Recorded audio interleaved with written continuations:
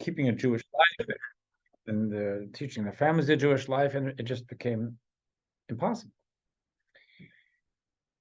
At the same time, we find that it was possible because Chabad kept a Jewish underground there all through the years of communism.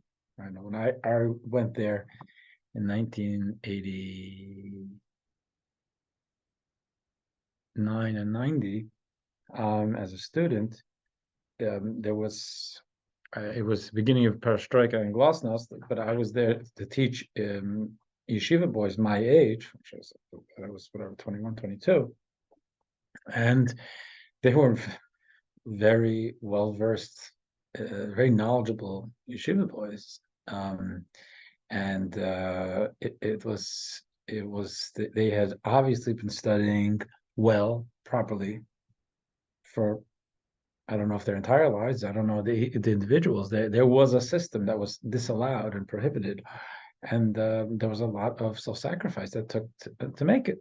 Mendel's great-grandfather is one of a group of 10 people who committed to the previous Rebbe that they would continue spreading Judaism to the point of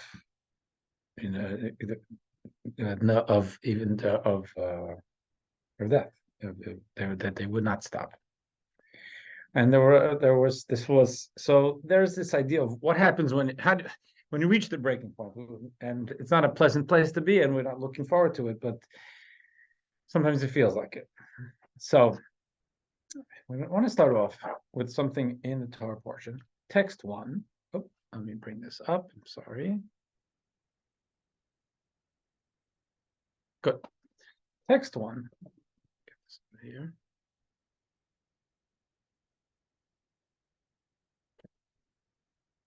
It says, as long as Sarah was alive, what happened is that what the Torah tells us again. Sarah, this Torah portion ends with, it opens up that Sarah has passed away. It begins with her burial. Then there's what do we do with Yitzchak? Most of the Torah portion is about Abraham trying to find Isaac a proper wife. And Rivka, there's a lot of drama there where testing to see her compassion for humanity, for animals, with camels, and offering water to drink. And then there's something. Good morning, Carlos. There's something of a little bit of a cryptic thing where they agreed to the match, and she comes back to Canaan, which is Israel, where Isaac was living, page 75, and she sees him. So they marry, and he says Isaac brought her to his mother's tent, and he was comforted over the loss of his mother. One of the things it says that in Sarah's tent, what he saw, and the primary commentary in the Torah, Rashi, brings it up, he saw something miraculous about her Shabbos candles. As we're told, Sarah's, rabbis tell us that Sarah lit Shabbos candles, and so did her daughter-in-law, Rivka. And when she lit the Shabbos candles, there was something that he saw, a sign of his, he was a mama's boy. His mother, he saw his mother. I don't think it was a mama's boy, but others with this connection to his mother, he saw it resonate. Text 1. As long as Sarah was alive, her candles would burn from Friday evening to the next Friday evening. Upon her passing, so it's miraculous. You light it Friday, light it for Shabbos. There has to be enough oil for 3-4 hours. And that oil would last the entire week until the next Friday. Upon her passing, this miraculous flame was extinguished. Once she passed away, they still lit Shabbos candles. If there's no woman in the house or the tent, we still light Shabbos candles. But it was Abraham's Shabbos candles didn't have that miraculous flame. He lit a Shabbos candle and went out like it should. When Rebecca arrived, the supernatural flame reappeared. When she lit a Shabbos candle, it had that impact. That's what we're told in the Medrash. Text 2. We have this miraculous energy. We want to say it was. Let's say that it would seem that the God gave that oil a special blessing of durability, or it was such high octane that it needed only a little bit for to create the combustion. We find this idea of miraculous, and this is actually with oil too, and miraculous multiplying of God in a story in the Book of Kings. Book of Kings, we have we all heard of Elijah the prophet. Elijah the prophet's primary student was named Elisha, a little less known, a great spiritual master. And it says that the scripture tells us that there was a woman whose husband had passed away, and she needed to take care of her orphans. She had absolutely no money. She came to Elisha, and Elisha said to her, "What do you have in the house?" She said, "Nothing. I have one jug of oil. That's it. Fridge is empty. The pantry's empty." So Elisha said, "Go and gather any vessels you can find. Borrow from your friends. Bring them to the house, and take your jug of oil and pour into the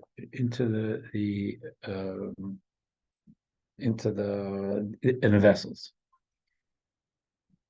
and keep on doing it until you run out of vessels." And that's what the scripture says, is that she and her son went to find vessels, and she poured and poured and poured, and she was able to have vessels full of oil.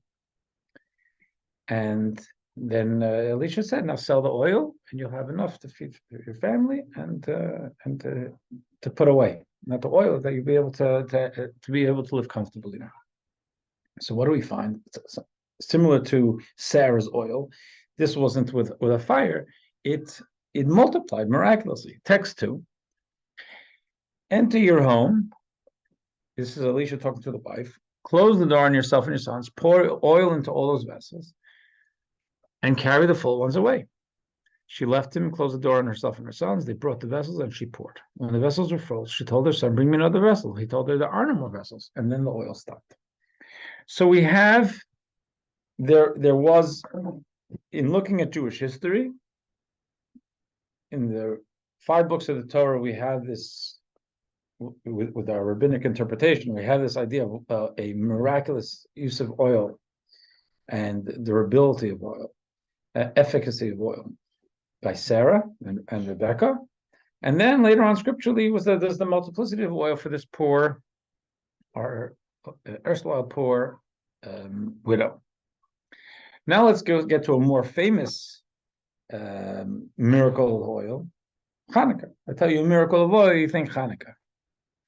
So what happened? Let's look at text 3.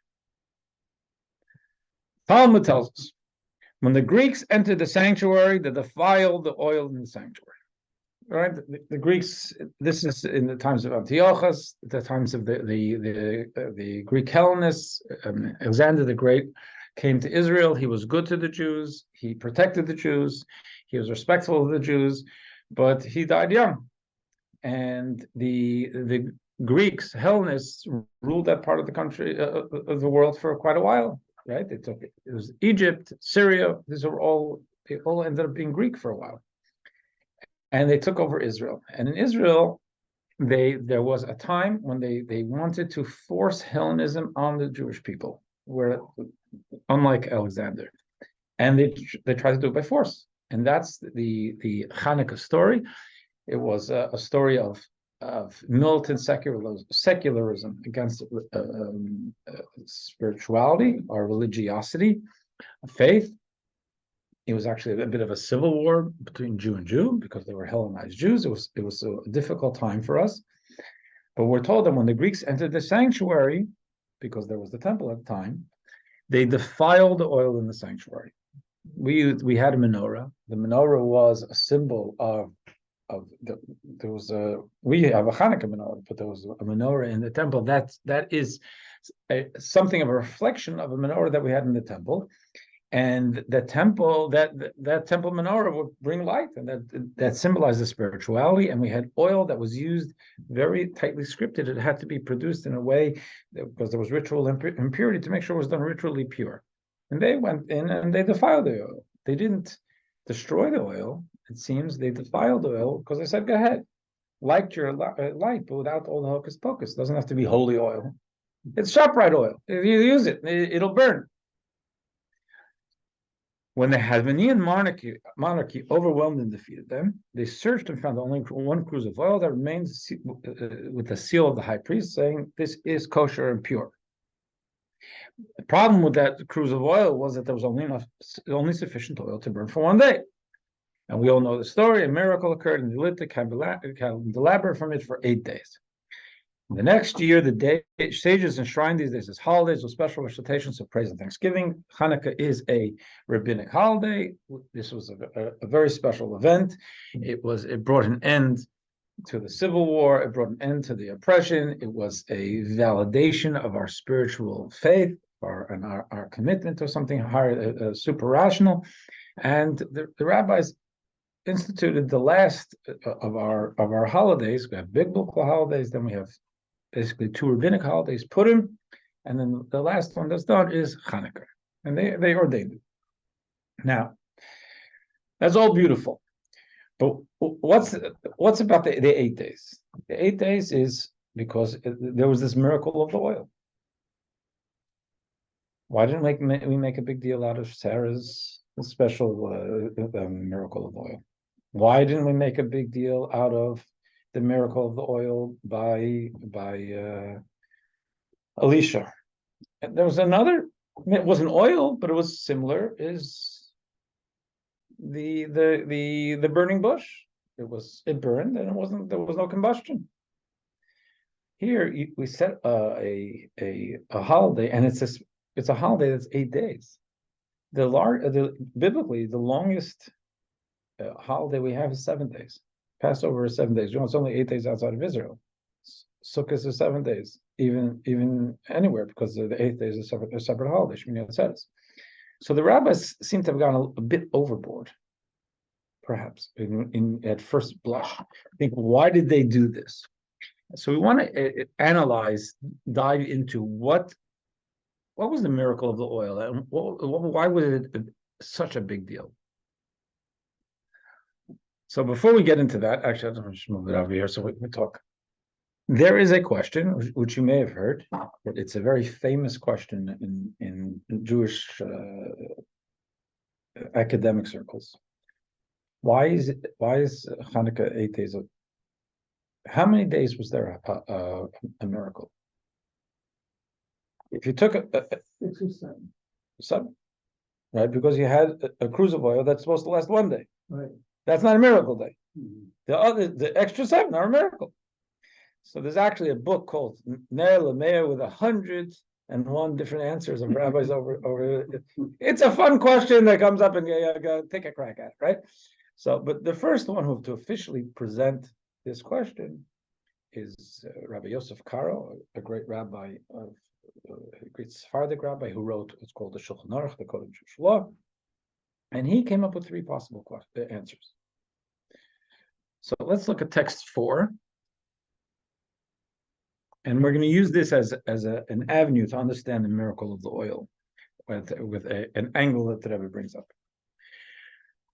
He says the possible first answer is that what the Jews did was they only had 1 cruse of oil. So they said, we're going to need 8 days to get more oil. What are we going to do? So let's divide the oil into 8 equal parts and pour 1/8 of the oil into the candelabra each night. So they figured, even though the candelabra is supposed to be lit every night and really last through the day, or at least through the night, So but we don't have it. We don't have enough. So let's at least light it for a little bit. Reasonable. What are we gonna do? Do as much as we can. And so they would take an eighth of oil, pour it in, and it was only supposed to last X amount, and it lasted the entire time. That's the miracle. So in other words, so that happened on the first day too. So it's 8 days of miracles. Follow? We're good. Okay. So in other words, there was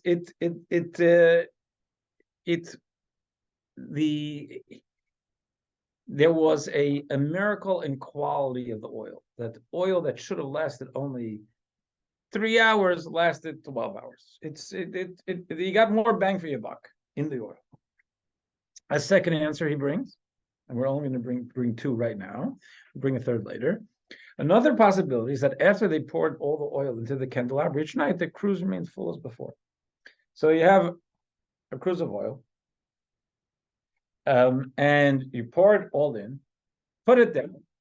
You light the candelabra, and either now or in the morning, it's refilled. Magic.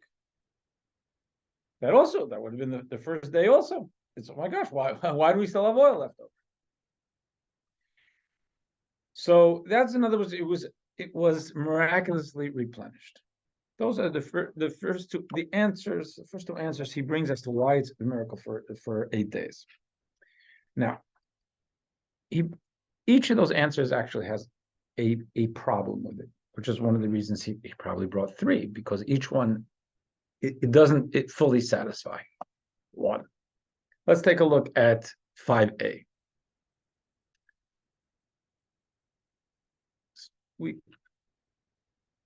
Only olive oil is kosher for the candelabra. The meaning here is rather literal. Oil extracted from a natural olive that grew on an olive tree. So if the combustion of, you say you poured the oil, again, you have a cruse like this. You pour it out. And then you light. And then all of a sudden, how did oil get back in here? That's called miracle oil. That's not natural oil. That's not something you bought off a shelf. It's not something you squeezed out of an olive, conceivably. God gave us mitzvahs, natural means, and we're supposed to be with natural means. If I went, I was able to, and I certainly can't snap my fingers and just create oil in an empty vessel. I can't make a bracha on that, because like, what is that? That's not the way it works. That's not where the Torah goes. So it's obviously they were in a difficult situation, but it's the question that would have been the problem with the second answer is, then this is like a different dimension. You're supposed to use regular olive oil. That, I don't know what that is. It looks like olive oil. It feels like olive oil. It may taste like olive oil, but it just appeared in that thing. I don't know what it is. It's God created it, but that's the mitzvah is to use regular olive oil. Text 5b brings us another issue. I have a, Sure.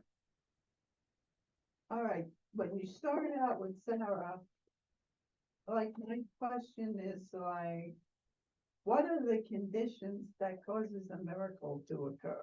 Because first with Sarah, it's a person, it's somehow related to her, that for her it happens, or Rebecca. Right. But here now we're talking about not really a person, but why did the miracle happen in this case? Like, I think so. Okay, so Rhonda, you're asking, aside from the fact that Sarah is Sarah, I'm not Sarah, you're not Sarah, and God worked that miracle and Rebecca the same. Holy people have holy things happen, but why? And that would be the case, I guess, with Elisha too. He's doing whatever his abracadabra is.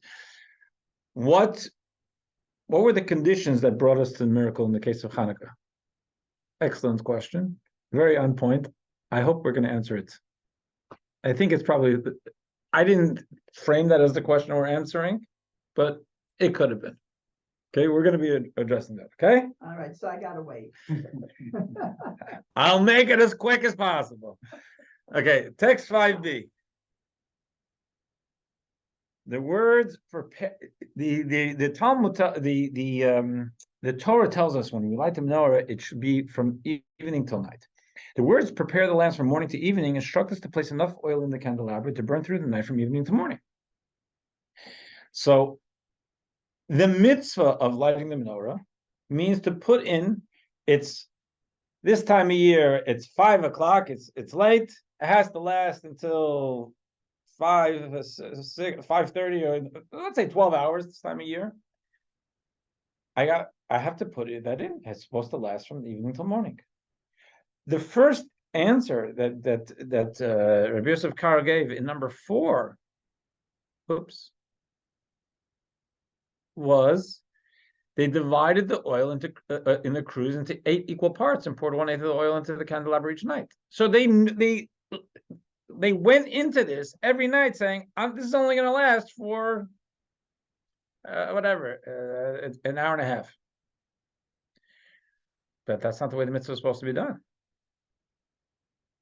So even though, again, they were in an emergent situation, it's either way, either is they were using miraculous oil that just appeared in the cruise of oil, or it's that they went in thinking, okay, we can't do it. We can only light for 1/8 of the time.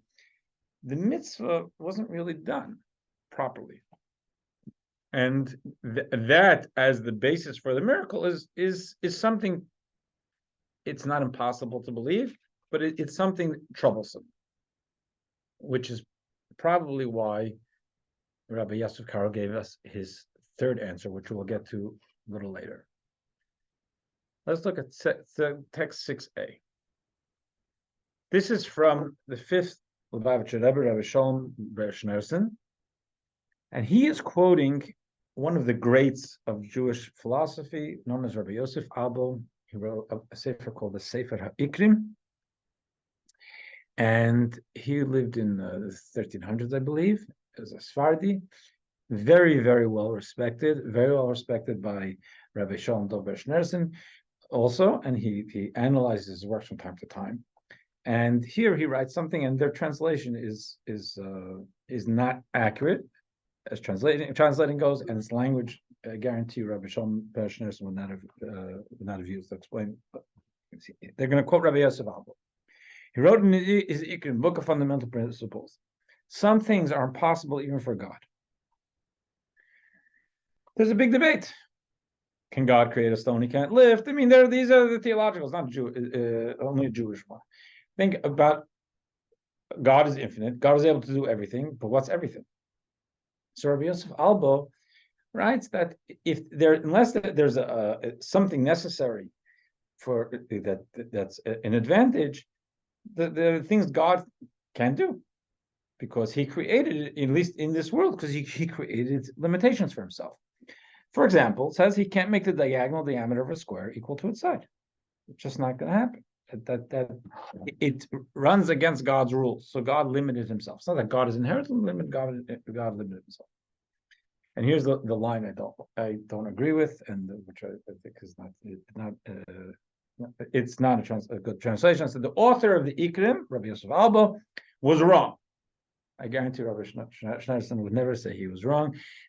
His language, if you want to translate it, the Hebrew more accurately, is that the truth is not the way the Ikrim wrote it, because he's wrong.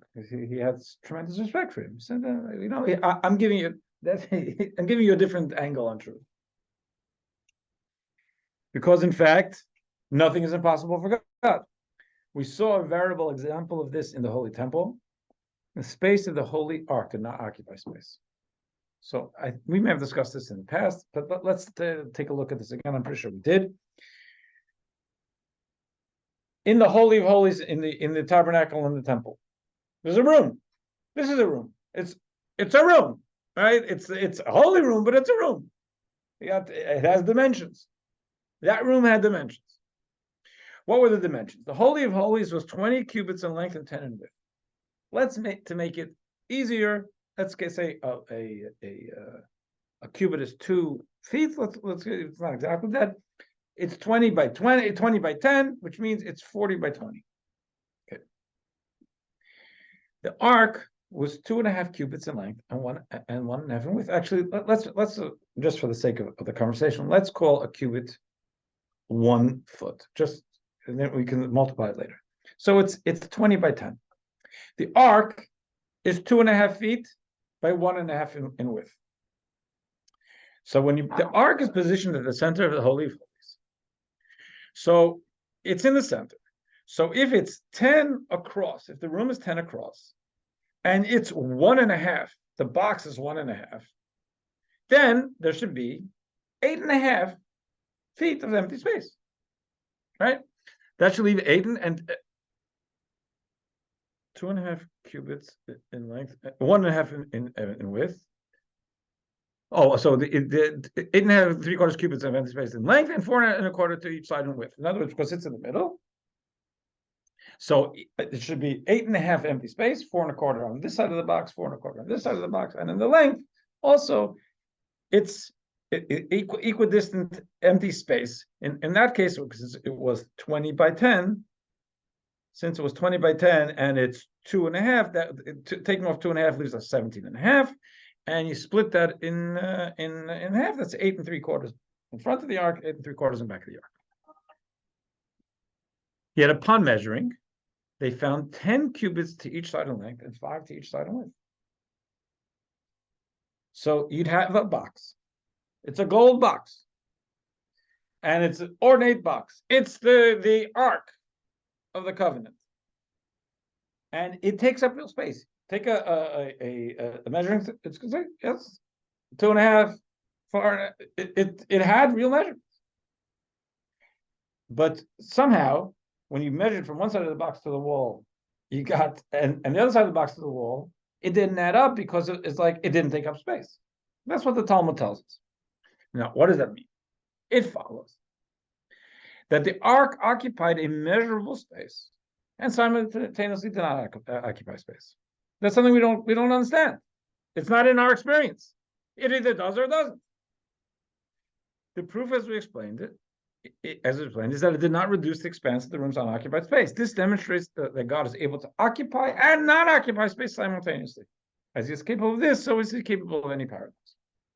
This is Rabbi Herson's case. It's not just his. The Talmud says. The Talmud makes this calculation and comes up with the conclusion: the place of the ark did not take up space, even though it was physical, tangible, and measurable. Now that's weird to people like us because that's not in our experience. But they bring something, and I'm certainly not a quantum mechanics guy. In text 6b, the question is. This is talking about subatomic particles. Is it a wave or is it a particle?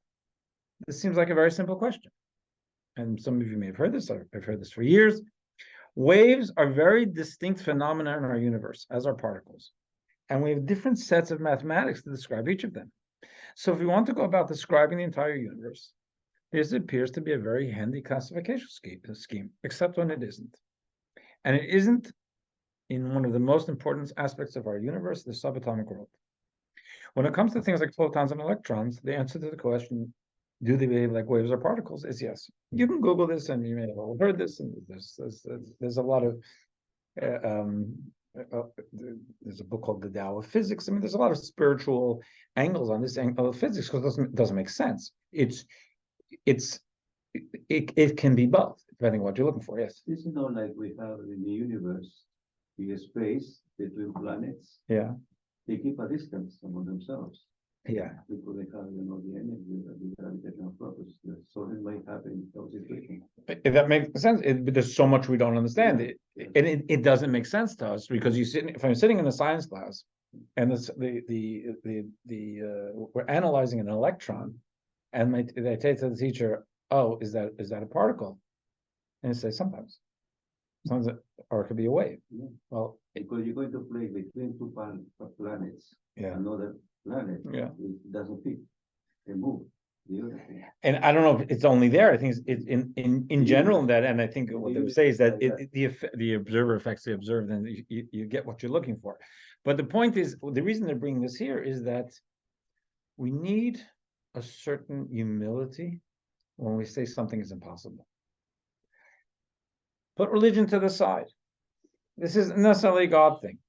For me to look at and say something is physically impossible, maybe because I hit my ceiling of possible. I might speak with someone, with a physicist or someone or a doctor, and say, well, something that actually is possible. It really depends on how your frontiers go. And just as we find that with physics, we say with metaphysics also. It doesn't make sense that something that takes up space doesn't take up space. A box that's spatial doesn't take up space, but that doesn't make sense because it's not our frame of understanding. Neither does the wave and the particle. This is like the white holes in a new theory right now. The new theory with the black hole. Theory about black holes. Yes, I've seen that. They apparently they said you have absorbed the planets and then destroyed. Right. The new theory, they said they get absorbed but transferred to another dimension. Right. It's interesting. So, And then give birth. Yes, don't get started. So here, the Rebbe is going to offer, based on a reading of Rabbi Yosef Karo, his third answer. So we had a problem. You need to have enough oil in the menorah to last all night. That means putting it in an eighth. Now, but the idea of pouring it in and then somehow miraculously reappears, then it's miraculous oil. So the Rebbe suggests that there was a special miracle there, and we want to talk about how we got to that miracle. What was the spiritual? It's a great question, and it's his question. The special miracle there was that they poured in the entire cruse of oil, and it burned without burning. It was combustible without burning. In other words, it was olive oil. It was natural oil. And the miracle was in the combustion. And let's look at text 7. Combustible without consuming. Which one? Combustible without consuming. Yes. Well put. Rather than the oil being consumed and then miraculously replenished, we suggest that the oil was consumed and remained intact simultaneously. This entails a miracle of opposites. Natural flame or candlelight must consume its fuel. And the Hanukkah lights did just that. It was a natural phenomenon. Oil was burning. What was unnatural is that it didn't combust. It didn't get consumed. Yet the volume of oil was not diminished in the least. It was combustion and non-combustion simultaneously. And let's see where the Rebbe feels that it's being hinted to in Rabbi Karo's words. He says his third answer was they poured all oil into the candelabra on the first night, and the candles burned all night. In the morning, they found that the candelabra's cups were full. The first answer he had said, like the cruse was replenished. That's not what we're talking about. He's saying it just never went down. How can it not go down if it's oil burning? I don't know. That's God. It's combustible, but it's not combusting, not getting consumed. And in a similar way, the Rebbe brought this quote of a situation in one of the Talmudic rabbis. Rabbi Elazar said, "I once lit my candle on Friday evening, and when I arrived on Saturday night, I found it still burning. The oil was not diminished." So, but there it's because it's Rabbi, this great Rabbi Elazar, but it did not. It was something combusted. It was combustible without combusting.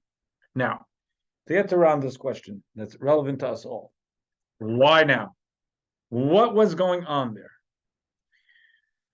So, first of all, the Jews were under tremendous pressure. The Jews were under pressure not for their lives; they could have lived. The Hellenists were not saying we want to kill all Jews. We like Jews. We like Jewish culture. Just give up the hocus pocus, tefillin, Shabbos. You want to rest, but not the holy stuff. So let's look at text 9. In the days of Matthias, the son of Yochanan, the high priest, Matthias was the father of the Maccabees, when the Hellenic government rose up against your people Israel to make them forget your Torah and transgress the decrees of your will. It was a spiritual oppression. Forbid Torah study, try to uproot Jewish religion. They fought back, right? That's what happened. Maccabees fought back. We've had other wars. Scripturally, we've had wars. But you can find 3 different modalities of war. Let's look at text 10a. The first one, when the Jews were in Egypt. When we were fought back against the Egyptians, did we fight back? Moses said to the people, do not fear, because they're leaving. The Egyptians are running after them. They're saying, we're going to capture you. And we know that the Jews, some of them said, let's fight back. Some said, let's commit suicide. We can't, they're too big, too great an army for us. The scripture tells us, Moses said to the Jews, just don't be afraid. Stand firm and just watch the salvation that God will wreak for you today. Because never again for the rest of eternity will you see the Egyptians as you see them today. God will fight for you, you remain silent. That's purely miraculous war. We sit back, pass the popcorn, let God take care of them. God's whacking them with with plagues, and then now in the sea, split the sea. You just keep walking, and then God takes care of it. So Jews are really spectators to the miraculous war being fought. It's great if you can get it. That's one level of modality of war. There's another modality of war we find scripturally when the Jews against the Midianites, where they had a very small army. Text 10b, Moses sent 1,000 troops from each tribe along with Phinehas, the son of Elazar, the priest who brought the sacred vessels and the trumpets. 12,000 soldiers, which is not a lot because there were hundreds of thousands, if not more, of the Midianites, but he sent the sacred vessels. He sent the ark, that empowered them. And in 10c, you see the officers appointed of the army's thousands, the commanders of the thousands, the commanders of hundreds, approached Moses. They said to Moses, your servants counted the soldiers who were in our charge, and not one man is missing from our ranks. They didn't lose one soldier. They had a small army. It was clearly miraculous, but they fought. In the Egyptian thing, says, silent, sit back. Bring a lounge chair. In the Midian ones, you're going to fight, but I'm going to give you miraculous victory. So they went in, they entered the whole idea, the enterprise of the war. It was God's work. They were doing God's work. What happened in Hanukkah? Antiochus sent letters to all his royal domains. Oh, I'm sorry, I didn't do this. Thank you for reminding me. Okay, so first is this, that the army pointed over the army's thousands, so they didn't miss one soldier. So in other words, it was a miraculous, a lopsided victory. And now this is from what's called Megillat Antiochus. It's not in the Torah. It's not part of our sacred canon, but it is a book that was written about Antiochus. Is the name of the Hellenist general or leader who was oppressing the Jews. He sent letters to all his royal domains, and all the clan chieftains arrived with armored elephants. The wicked general Bagris invaded Jerusalem for a second time. He broke through the wall, shattered the gateway, made 13 breaches in the temple, and ground the stones to dust. He thought to himself, this time they will not defeat me. The Jews won't defeat me. My army is numerous, and my hand is mighty. The 5 sons of Mattathiah went to Mitzvah and Gilad. They have a small army. What did they do? Go to the gym? Are trying and get armaments from somewhere else? They had what they had. They fasted. They sat in ashes and prayed to the God of heaven for mercy. And then a good plan came to their minds. The Maccabees didn't have the luxury of what the Jews had in Egypt, God saying, I got this. You just chill out. I'm going to take care of this. They had no communication from God. So not only did they not have this idea of God saying, be still, I'll take care of this. Didn't even have God saying, Send an army, but I'm with you. You have the holy vessels. I'm empowering you. They had a consciousness of God more similar to ours. They were fighting, like the IDF. They were fighting for their lives. But what did they do? They tapped into the relationship with God. Of course, they had to fight. Because they had to protect their land, they had to protect their lives, they had to protect the Torah. And prayer alone is not going to do it. But they understood that their success comes from the connection to God. So they went and this place Mitzvah, which is a historical place, they prayed, and afterwards the 5 sons of Mattisyo, in other words the Maccabees, attacked the pagan forces, inflicting severe losses upon them. 5 of them. The God of heaven delivered into their hands all swordsmen and archers, army officers and high officials. None of these survived. Survivors were compelled to seek refuge in the coastal cities. So what do we see in Hanukkah? We see in Hanukkah that they fought the war naturally, but they connected with the supernatural. In our lifetime, maybe you can say that's what the 6-Day War. 6-Day War was, I mean, I hope we see that type of victory today in Gaza. 6-Day War was unnatural. You could say it was all natural. It's fine, but it's one could say this is one for the books. How do you fight? They were fighting what, 3 armies, a little Israel, and with all their expertise and brilliance and military savvy, which is all true. They connected. What they produced was something beyond the realm of nature, and therefore, to answer around this question, Hanukkah is seen as a time when the Jews stretched themselves to the point of physical danger in their loyalty to God. Maybe similar to the way Russian Jews did it in the Soviet Union. And therefore, that living in a finite world, you take finite steps and you get finite results.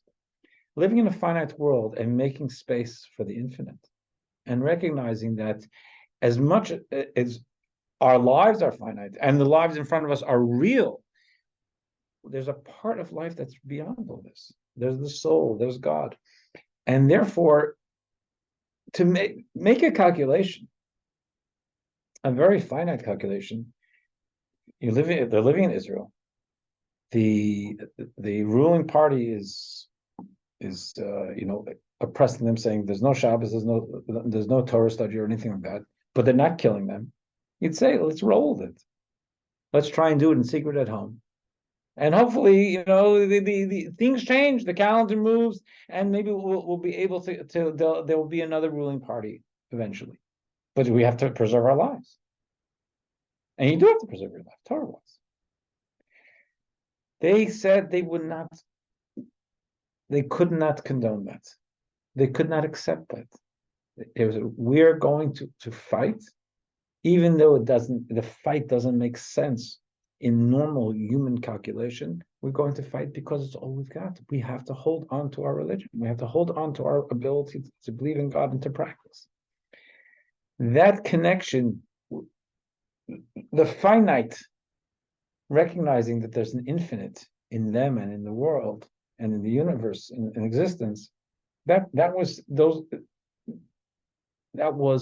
to answer your question around those were the conditions that made space for this miracle that God worked. And the miracle was showing how you could have combustion and non-combustion at the same time. In other words, that there's this merger of the infinite and the finite, of it's the natural and the supernatural, because they, in the natural order, and they were following the natural order, and they had swords and they fought, they understood that the natural order is only one part of the puzzle, and they made room for the supernatural. let's do the key points and then we can ask any questions. Oh, I'm sorry, I didn't read the bottom part here. See, everybody online can read this. Okay. So now, key points. Number one, Hanukkah was not the first time that oil lasted longer than is naturally possible.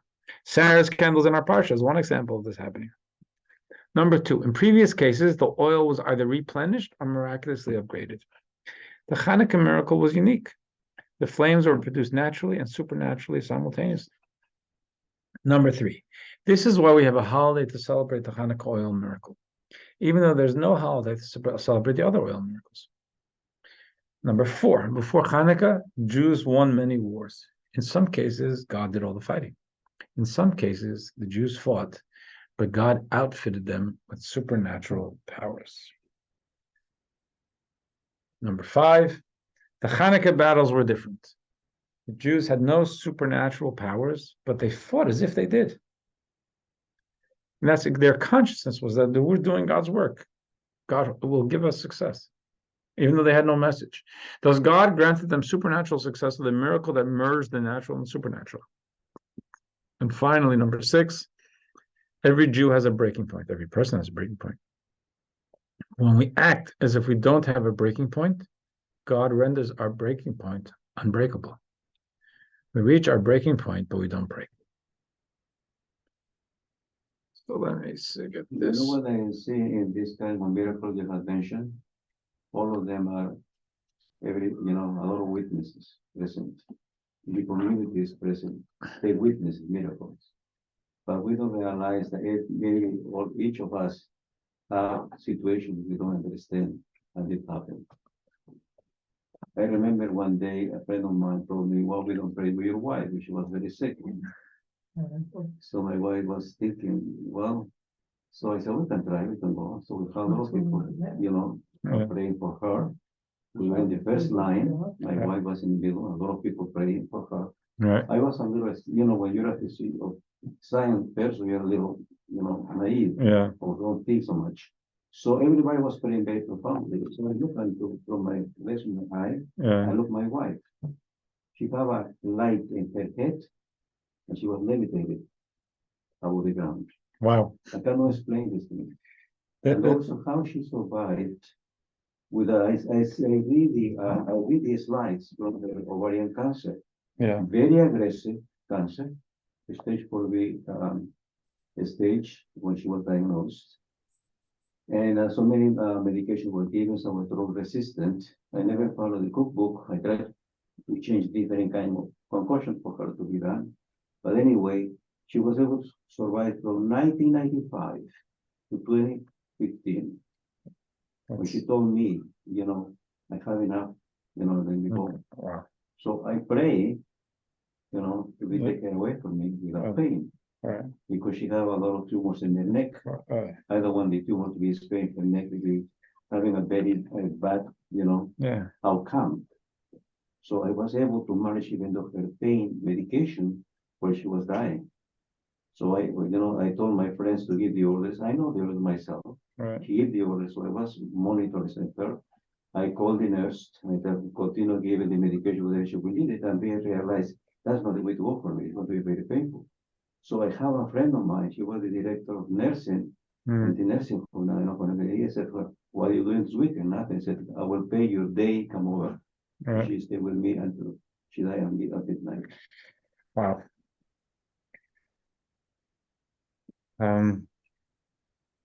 We continue to have nachas from you.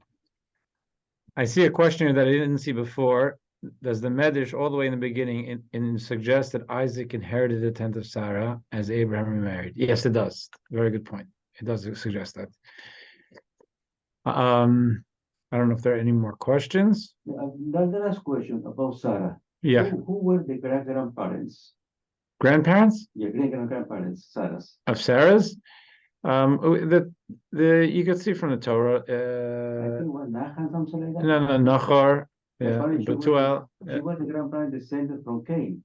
Yes, yes. Oh, very good. You're doing your research. So on ancestry.com. Yeah.